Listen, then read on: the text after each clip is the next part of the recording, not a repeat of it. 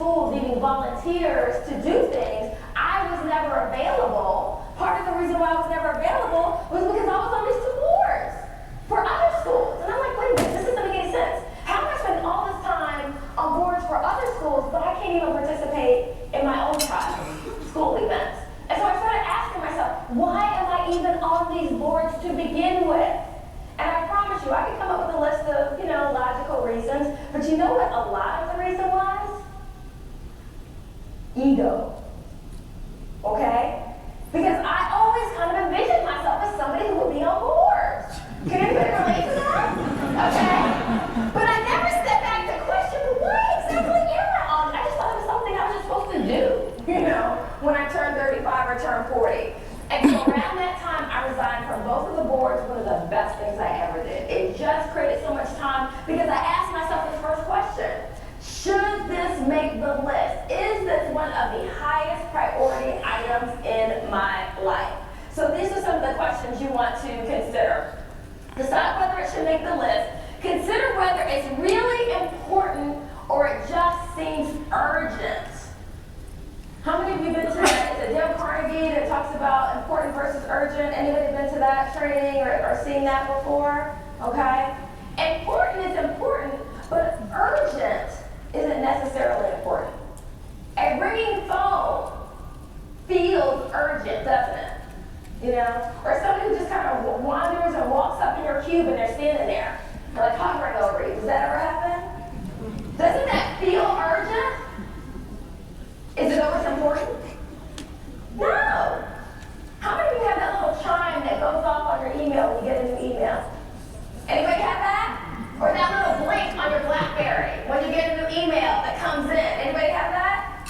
Doesn't it have that feel of urgency? Like, oh, I gotta check it. Okay? You can be over here performing life-saving surgery. When you hear that little chime that says you got nailed, what do you do? You gotta stop and look.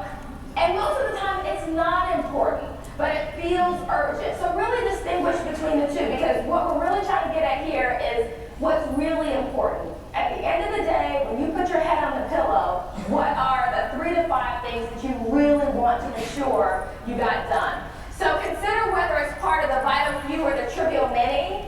Have you guys heard of the 80-20 rule, the Pareto principle? About 20% of what you do typically yields 80% of the results.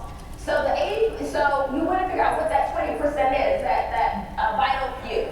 Those tasks and activities, those are the things that we want to focus on. Consider what will happen if it doesn't get done. This can be really helpful. If you're one of those people who's skeptical, says, oh no, everything's got to get done. This is a great little test. Ask yourself, what if this doesn't happen? Like for me with the magazines.